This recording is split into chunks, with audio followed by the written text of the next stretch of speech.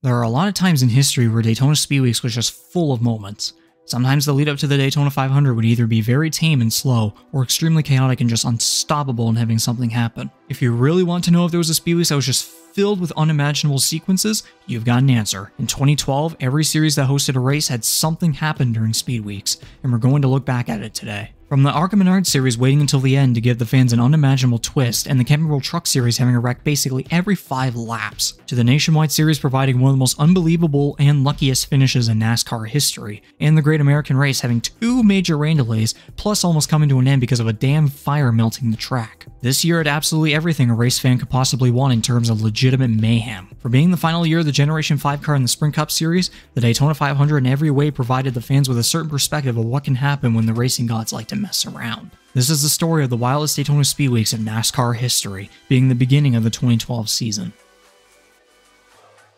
Heading into Speedweeks, many different series had their respective headlines. In the ARCA Racing Series, youngster Chris Buescher was looking for redemption after falling short of the championship in 2011 to Ty Dillon, and Frank Kimmel hoped to go in the double digits for ARCA championships. In the Camping World Truck Series, James Buescher and Timothy Peters were considered the top contenders for the championship, and 2011 ARCA champion Ty Dillon was now in Austin Dillon's 2011 Truck Series championship truck at Richard Childress Racing. In the Nationwide Series, Ricky Stenhouse Jr. was hoping to earn a second straight title for Roush Fenway Racing, and Elliott Sadler had moved over to RCR from Kevin Harvick Incorporated, looking for his own redemption after falling runner-up to Stenhouse the previous year. In the Sprint Cup Series, Clint Bowyer was now in Michael Waltrip Racing after 6 seasons with RCR, looking for more consistency. Kurt Busch was now at Phoenix Racing after a very convoluted 2011 season at Penske Racing. Casey Kane would replace Mark Martin at Hendrick Motorsports, and former IndyCar driver Danica Patrick would be making her first starts in the Cup Series, including an inaugural run at the Daytona 500 and a full-time season in the Nationwide Series as well. And finally, Tony Stewart was looking for back-to-back titles after winning a final race tiebreaker with Carl Edwards. The tables were set for competitive seasons across every series, especially the Cup Series, and it all got started at Daytona, beginning with the Lucas Oil Slick Mist 200 for ARCA. Before we get into the races, however, I will point out that there were 2 practice session crashes, both in the Cup Series. Practice for Bud Shootout drivers only had an incident between Kurt Busch and Tony Stewart in Turn 3, which collected a few other cars in the process. Another practice, which was for the Gatorade Duels, saw Casey Kane get loose and slide through the tri-oval grass, giving him extensive front-end damage. Now, back to ARCA. Sean Corr and Ryan Reed sat on the front row for the green flag, and the first 20 laps of the originally 80-lap race had very short green flag runs, as 3 single-car incidents took place. After that, it was 45 straight laps of green flag racing as Brendan McReynolds led the field. The first big crash of the race wouldn't happen until lap 68 when James Hilton was spun around in turns 1 and 2. Fortunately, she's okay. We know that Brandon McReynolds was going to stay out and roll the dice, but now they have the opportunity, as we watch this hard contact once again, they have the opportunity to come down pit road. Will they? Will they make that decision to come onto pit road? We know that Cale Gill doesn't have to, just came onto pit road and was out in front of Brandon McReynolds. With one more caution 3 laps after the eventual restart, the race was extended for a green-white checkered finish. McReynolds looked to have the win in hand as the field came off turn 4, but suddenly, the fans retreated to an unexpected twist. Turned completely sideways and saved it. Into turn 3 and 4 for potentially the final time. Brandon McReynolds in front of Chris Windom, trying to hold on. Coming out of turn number 4. Look at the run. Look at the run by Bobby Gerhart. Gerhart on the outside. 4 wide as they come into the tri-oval.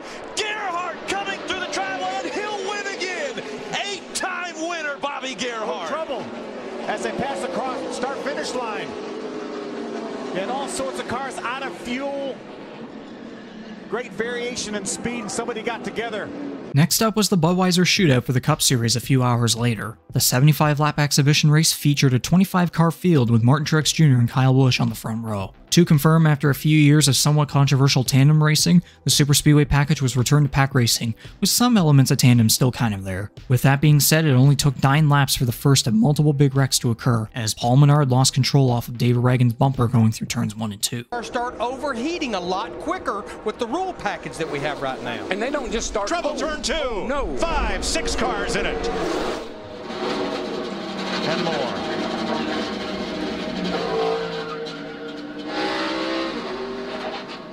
The dreaded consequence of pack racing is the big one.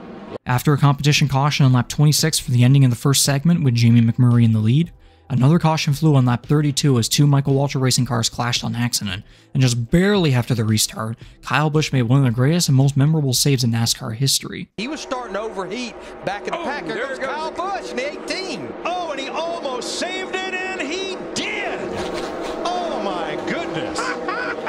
He's one of the few drivers that could drive out of that right there. Yeah, but look at that front valence there. Going down on the flat and coming back up may have damaged that car. With Busch's spin not causing a caution and the field being separated into multiple packs, it seemed as though patience was a need for the next little bit in order to bring the cars back together. However, that idea was thrown into the garbage with 21 laps remaining for another big crash. Close in on the front 10 with 21 laps. Trouble turn 2. Dale Jr. is there. I see him. See the 29 car. Kenseth in the 17. Truex is in it. That's a bunch of torn up cars right there. Logano. We'll say that the first time I ever watched that crash, I legitimately thought the number 17 of Matt Kenseth was going for his humble. Just saying. Anyways, the field was set back up for a 14-lap dash to the finish as Jeff Gordon led the main pack while several cars preferred to start further back. By the final 5 laps, the cars slowly bunched back up and the 3-wide fiasco was building up with 3 laps remaining. As the pack was coming through turns 3 and 4 with the white flag ready to wave, all hell broke loose as Kyle Busch was sent around again. Look at that. Jeff's going to move him up out of the groove and get by him. Whoa, Busch is around. Can he save it this time? Oh, there you go. He does. He saves it. But there's a Jeff Gordon's upside down. Jeff Gordon's upside down. And Kurt Busch's car is destroyed. Oh my gosh.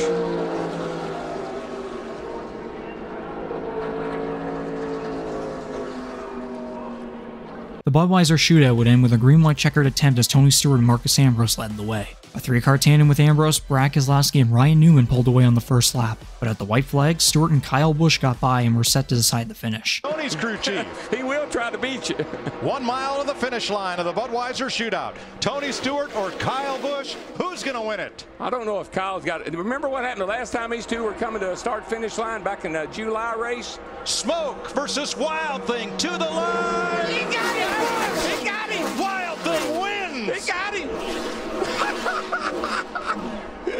I ain't believing it. He timed it absolutely perfect. I ain't believing it. So that's 3 times tonight he's done the wildest piece of driving I've ever seen.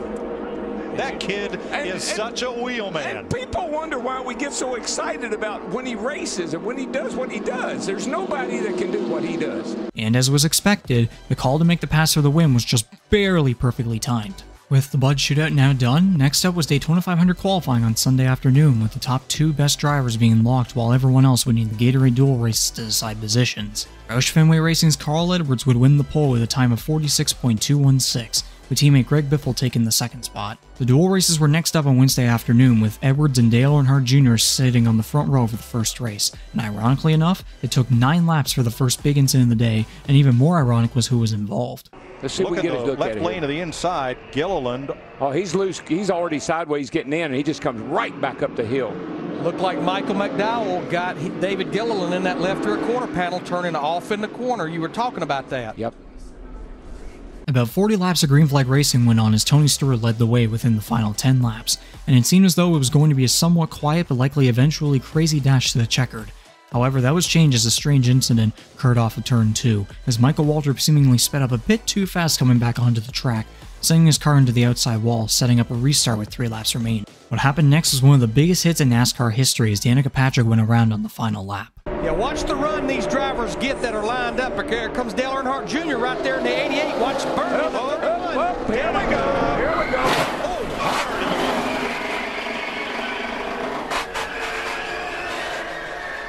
And she's all right after a hard crash, and the caution flag is out. Thankfully, Danica walked away under her own power. Eliminated from competing in the 500 from the first race were Waltrip and Mike Wallace, as Michael McDowell and Robbie Gordon made it in with transfer spots. Shortly after, the second race took place with Greg Biffle and Casey Mears on the front row. This race would not have a single caution and there were only 5 lead changes, and Biffle led 40 of 60 laps. He seemed good to hang on for the win towards the end, however a massive screw-up coming to the white flag changed everything. On the bottom, here comes his teammate Matt Kenseth with help from Jimmy Johnson. Biffle slides up, covers the spot, and they go to the inside against him. What a move by Matt Kenseth. Johnson. Oh, no, what a bad move by Greg Biffle. He should have never done that. He should have held that bottle. Uh-oh, the little tea kettle is Jimmy Johnson's. Yes, it is. And you know what? They may still try to form something there going down the back straightaway, getting through 3 and 4. In it. Matt Kenseth trying to block 3 lanes at once. Regan Smith down to the bottom. Kenseth wins it for Jack Roush. Regan Smith is second.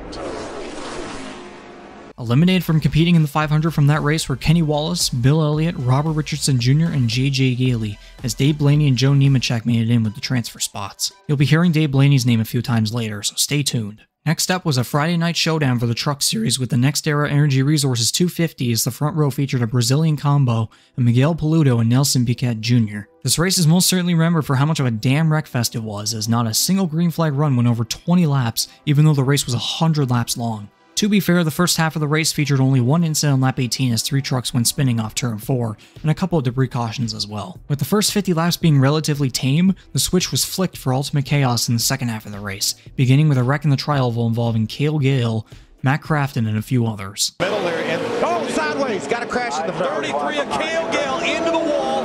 It looks as though he collected the 8 of Mike Skinner as well. Damage to both of those trucks. After the restart, 16 laps went on without any incident, and the field was mostly in a calm double-file pack for a little while. Another crash was bound to happen at some point, and it happened with 17 laps to go, as another historically terrifying moment happened. 2 by 2, but side by side, coming out of turn number 2, around goes the 32 and hard into the wall. Miguel Paludo, hard into the wall, coming out of turn number 4. very reminiscent of Danica's accident in the duel. Miguel Paludo somehow managed to walk away from that giant impact, and that right there seemed to be the jinx for the remainder of the race, as after a restart with 10 laps to go, there was wreck after wreck after wreck after wreck, either in turn 4 or coming through the tri-oval, and the race distance went way further than it should have gone. Brendan Gaughan hooked up now. Oh, sliding, the 29 is going to go around as well as the 81. David Starr goes to the inside. Hold the brake, hold the brake, hold the brake, hold the brake. We saw Parker Kligerman in the damage, not too bad. 29 sliding early in this one. How about Rick Crawford going up through the... They're not going to make it. Contact and into the wall. The 19 goes around. That's Brad Keselowski. Flying through the tri-oval once again as the caution comes out. They did not receive the white flag. We will have another green-white checker. Outside the top 10. Oh, and around goes Johnny Sauter. John King got in the back of him, and Sauter goes into the wall. He'll collect his teammate, Matt Crafton, as they come to the start-finish line. We will have another restart. They did not receive the white flag before Sauter got around and into the wall. With 2 attempts at a green-white checker done and only 1 more allowed, everyone was basically praying for the trucks to at least make it back to the checker. It seemed like that was going to happen as the field actually did make it back to the white flag, but only barely as Joey Coulter went for a wild ride in the tri-oval. Stay on the yellow line. They're trying to make something happen up top here. Stay on the yellow line. Jason White, and around they go. That will bring the caution out as Joey Coulter goes flying into the catch fence just past the start-finish line, and that will mean John King will win at Daytona. And this is how it happened as far as the caution coming out. Look back in the middle there, the 22 of Joey Coulter. A little bit of contact with the 31 of James Busher. Gets up into the catch fence, and man, does that catch fence do its job. And of course, Ty Dillon slipped right through again. Out of all people, an unknown driver by the name of John King had won the race. Truck Series race being a wreckfest and having an underdog winner? How annoying, but also kind of convenient. The weekend had finally arrived, and on Saturday afternoon, it was the Nationwide Series' turn to provide a show at the Drive 4 Cope 300, as Danica Patrick won the pole with 2011 Daytona 500 winner Trevor Bayne alongside her.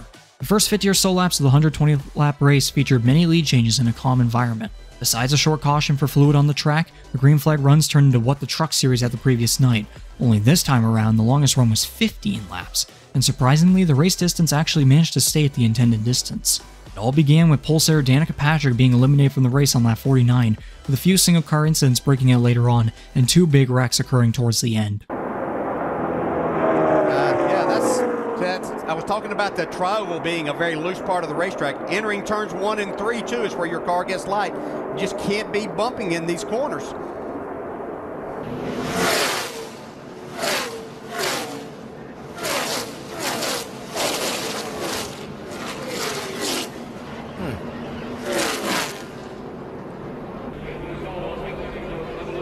it starts right here. Watch Trevor Bayne may have to jump out of the throttle and get sideways here. A lot of times when you have to jump out to keep them running over that car in front of you, your car will just jump for about a half a lane. I'm telling you, Reed Sorensen was completely underneath Justin Allgaier's car. Oh, look out! Trouble. Contact! Hornish! Bumped by Reagan around in turn 4. Michael Annette slams the inside wall. They were lined up 3 wide, or looked like 5 or 6 deep there. I don't know how they made it as far as they did. Nemechek's destroyed too. You see David Reagan. The finish was hopefully so with a 2-lap shootout led by Kurt Busch and Tony Stewart. What ensued was one of the greatest and most chaotic finishes in NASCAR history, including an unthinkable winner. Back down, come back down, come to back walk. down. Cut the other way. Half a lap to go. Here comes Stewart in the 33 as Logano goes to the point. 3 wide in turn 4. A squeeze to the outside wall. Trouble in the corner. Hard, vicious crash. Who gets through to win the race? Caution flag has just been called. The race leader is James Busher in the 30 car. Unbelievable. A heavy crash in the final corner of the race. Kyle Busch's car. Trevor Bayne. Ricky Stenhouse. I'm not even kidding, James freaking Busher won that. If you look at certain replay angles, you'll be able to eventually point at Busher's car in 11th.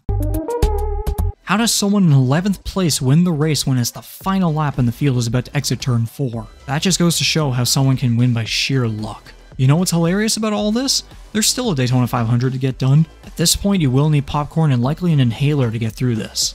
Originally scheduled for a green flag at 1 p.m. Eastern on Sunday afternoon, Mother Nature had other plans and she doused the speedway with rain. Although pre-race shows commenced onward to give the fans something instead of being bored, the race was postponed to Monday at noon Eastern as the forecast looked to extend through the night. Even on Monday afternoon, the rain persisted and people were not happy. Thankfully, the weather settled down and the race looked good to go by 7 p.m. It was going to be a Daytona 500 at prime time on Monday night. How much better could it get? Well, let's just say the beginning of the race was kinda rough. We gotta get this baby started.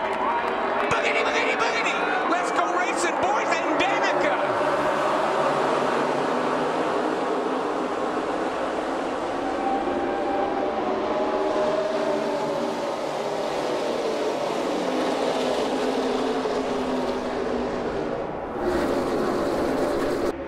Two-car tandem. Talk about teammates that have hooked up.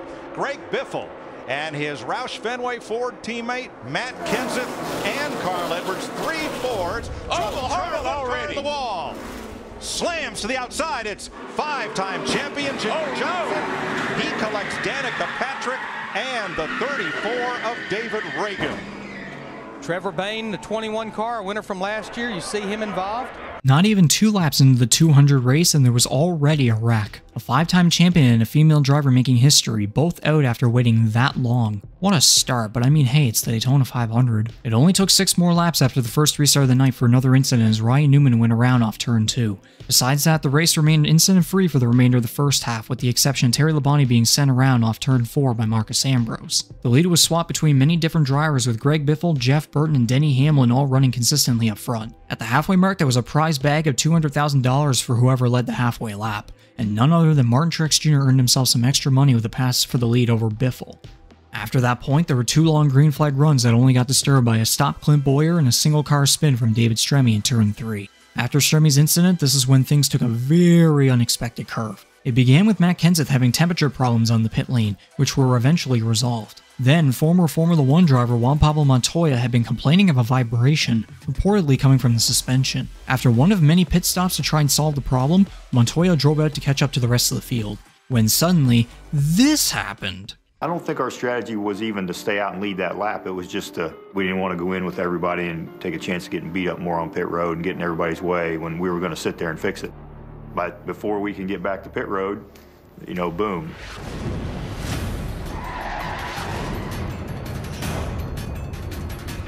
Hey, we just broke and hit the safety truck. Oh! What happened? Take 6. You all right? You all right? I got a rescue coming. Can we move or are we on the hook? Take 2. Why not, Nelson? Show me. He's got to try to get out of the car. He might be on fire. He's out of the car. Display the red. Given the fact that I came around turn 2 and saw flames down in turn 3, I kind of knew it wasn't a good one. Well, the 42 was going down the backstretch and like spun out and slid sideways into the back of a jet dryer. He hit the back of it? Put that in the list of things you don't see every day. Holy moly. Yep, you saw that right. Montoya had hit a freaking jet dryer under caution with all that open track, all places to crash into. It was a jet dryer that he spun into. What makes this even worse is a combination of different things. One, Montoya is usually remembered for this incident when people bring up his career in NASCAR, which is extremely disappointing and undeserving. 2, because of oil spilling out of the jet dryer, it set the entirety of the entrance to turn 3 ablaze, causing the track to basically melt. And you can't forget that the forklifts trying to drag the jet dryers down was causing the asphalt to be scraped badly. 3, although very quick, more rain hit the track. Ironic, eh?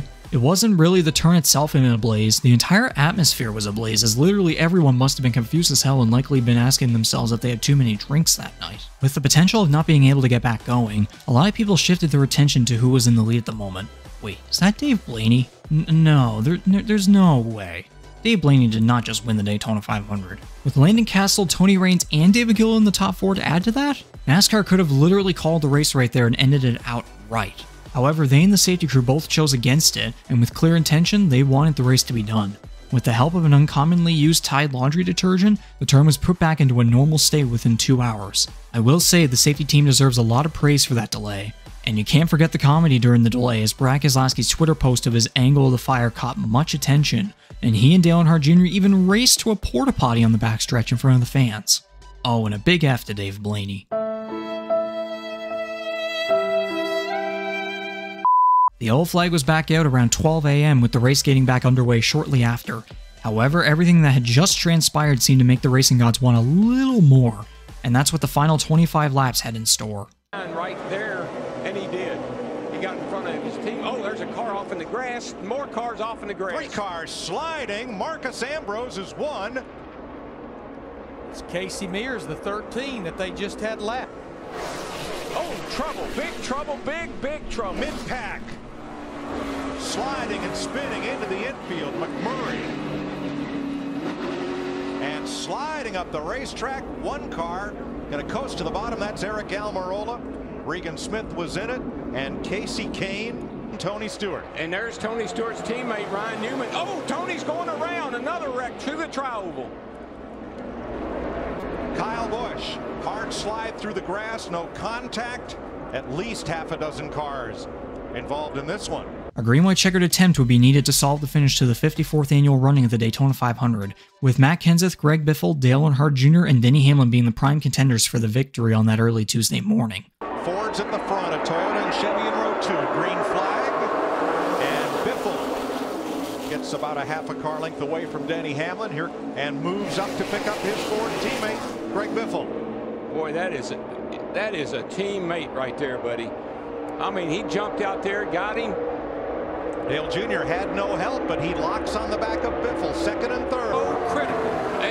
Those 2 cars, the 16 and the 88, should be able to get by, but Kenseth, if Biffle elects to take the chance. Ford Chevrolet off the final corner. Matt Kenseth trying to win it for the 2nd time. Here comes Jr. to the outside. Side by side with Kenseth. He runs out of time. Matt Kenseth wins the Daytona 500. I tip my hat. I know Matt can't talk to you, but thanks to Jimmy. 2009 and 2012. I tip my hat to Greg Biffle, though. He could have jumped out of line, but he honored his teammate. Matt Kenseth's the first driver to repeat as a Daytona 500 champion since Jeff Gordon in 2005. Now, you may think the finish was a little underwhelming, but honestly, I think you can vouch for those that just wanted the damn thing to end. So there it is, a look at every single race from 2012 Daytona Speedweeks. Got any thoughts? Leave them in the comments below, and I highly recommend you go and watch the previous video of the Hype to Daytona Ride series. My name is Reegser, or Reeks for short, and thanks for watching. Have a good one.